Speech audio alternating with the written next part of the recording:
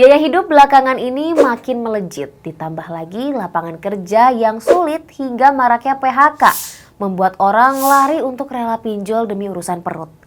Alih-alih ajukan pinjaman produktif, kondisi saat ini memaksa masyarakat menggunakan pinjol untuk konsumtif, terlebih di bulan Ramadan ini. Tak hanya kaum kecil, Survei Sosial Ekonomi Nasional atau Susenas, Badan Pusat Statistik Indonesia mencatat populasi kelas menengah Indonesia pada 2024 mengalami penurunan.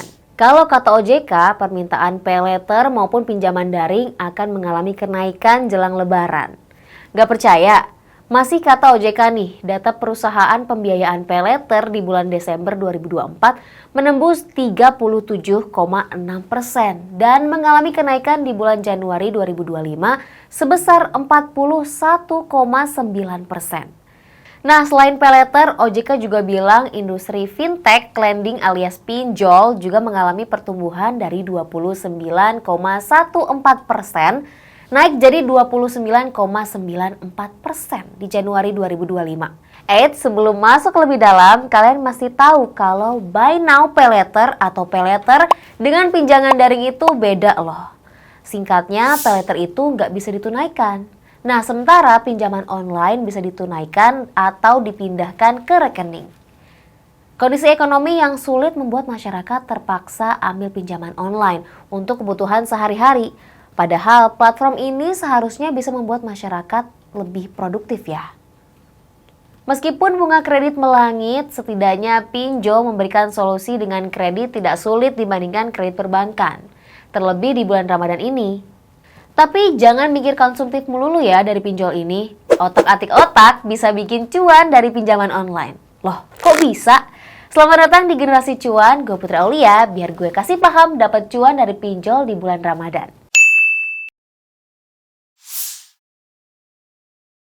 Oke, kalian masih tahu nih kalau awal tahun lalu OJK telah menetapkan batas maksimal manfaat ekonomi pinjol sektor produktif usaha mikro dan ultra mikro tenor sampai 6 bulan menjadi 0,275%. Sementara batas manfaat ekonomi pinjaman konsumtif tenornya sampai dengan 6 bulan ditetapkan menjadi 0,3% per hari dan tenor lebih dari 6 bulan sebesar 0,2% per hari. Simpelnya, semakin panjang waktu pembayaran, bunganya akan semakin kecil. Makanya, Om dan Tante di OJK selalu bilang, nggak selamanya pinjol negatif. Tapi juga pinjol bisa mendorong pertumbuhan industri jasa keuangan dan meningkatkan perlindungan konsumen dan masyarakat khususnya UMKM. Jadi kalau kalian ambil pinjol buat konsumtif sehari-hari doang, ya sama aja bohong. Nah, sekarang dibanding kalian ambil pinjol hanya buat konsumtif, kenapa nggak ambil pinjol buat jadi produktif aja nggak sih? Coba deh kalian ambil pinjol buat modal kalian dagang misalnya.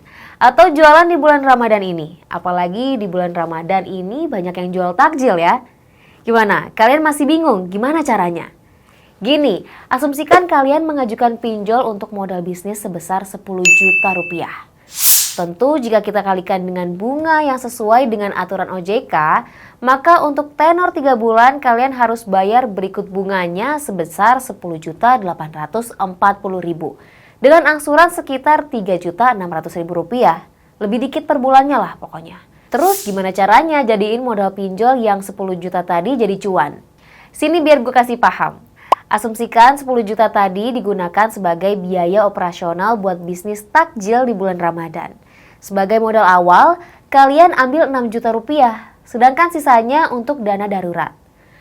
Lalu dari 6 juta tadi, kalian belikan bahan untuk jualan takjil hingga pengemasannya. Untuk satu item, kalian jual Rp7.000 per porsi. Nah, kalian targetkan laku 100 porsi per harinya. Setelah 30 hari kemudian, kalian udah dapat pendapatan sebesar 21 juta rupiah. Nah, setelah dihitung-hitung, hasil pendapatan tadi kita kurangi modal awal dan hutang sebesar 10.840.000. Kalian bisa dapat cuan 10.160.000 loh. Wah, nah ini yang namanya ngutang jadi untung. Nah, dari asumsi di atas seharusnya kalian bisa lebih produktif lagi dengan pinjol di bulan Ramadan. Gak makin konsumtif seperti lagu Dea Ananda, Baju Baru. Kayak gimana tuh? Kayak gitu deh. Sebab kalau nggak bisa bayar, kalian bisa kena mental sama debt collector. Makanya itu, OJK juga udah ingetin kalian untuk bijak dalam gunakan pinjol. Yang pertama banget pasti kalian mesti tahu kalau tiap tahunnya pemerintah selalu mengumumkan daftar pinjol ilegal.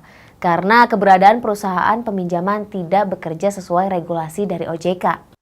Ciri-cirinya yang ilegal ini, pertama jelas dia tidak terdaftar di OJK. Walaupun kadang-kadang ada apa namanya apa istilah di kita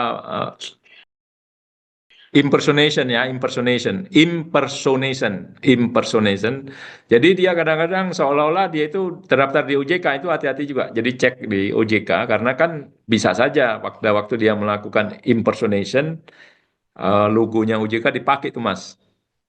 Kontak dan lokasi penyelenggara pinjol ilegal ini nggak jelas. Jadi nggak jelas karena dari hasil kerjasama kami dengan Bareskrim Polri di Satgas Pasti, ada server yang nggak bisa terlacak itu oleh teman-teman penyidik itu. Tempatnya tidak di Amerika, di Hong Kong, di Cina, tidak. Malah nggak diketahui, unknown. Nah ini yang agak repot juga nih. Kemudian ke yang dia minta ada akses terhadap seluruh data yang ada di ponsel. Kontak, foto, storage. Jadi diminta semua itu. Nah ini hati-hati nih. Kemudian dia pinjol ilegal ini melakukan ancaman teror kekerasan, penghinaan, pencemaran nama baik, dan lalu yang sangat sering itu penyebaran foto pribadi itu atau video pribadi. Itu diwaspadai. Dan yang terakhir, tidak ada layanan pengaduan biasanya. Nah, kalau tidak ada layanan pengaduan itu udah ciri-cirinya pinjol ilegal. Gimana? Sampai sini kalian udah makin paham belum? Kalau pinjol juga bisa bikin cuan di bulan Ramadan. Tapi dari asumsi perhitungan di atas, pasti ada melesetnya ya. Jadi kalian juga harus paham 4 risiko dari gagal bayar dari pinjol. Pertama, bunga dan denda membengkak.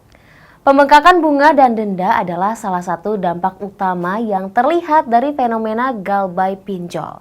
Walaupun Otoritas Jasa Keuangan atau OJK telah menetapkan batas maksimum bunga harian pinjol legal, tapi ada risiko nilai bunga dan dendanya bisa berkembang. 2. Teror debt collector. Pinjol legal dapat menjalin kerjasama dengan pihak ketiga untuk melakukan penagihan utang. Meskipun OJK telah melarang debt collector menagih pembayaran dengan cara-cara intimidasi. Oleh karena itu, apabila menemukan praktik penagihan yang tidak sesuai dengan ketentuan, maka peminjam dapat melaporkannya ke OJK. 4. Skor kredit slik OJK yang buruk. Nah, yang terakhir mesti kalian tahu, kalau kalian sengaja gagal bayar pinjol, urusannya bisa berdampak negatif nih terhadap skor kredit informasi debitur di slik OJK. Skor kredit yang buruk juga berdampak ke kalian dalam mencari kesempatan kerja loh. Sampai sini gue harap kalian udah makin paham ya. Jadi pinjol juga bisa bikin cuan kalau digunakan untuk hal-hal produktif. Dan kalau kalian udah terlanjur ambil pinjol, usahakan untuk bisa bayar pinjaman kalian ya. Biar nggak gagal bayar, apalagi sampai gagal masuk surga. Pasti nggak mau kan? Gimana, kalian tertarik untuk jualan pakai dana pinjol? Tulis di kolom komentar ya.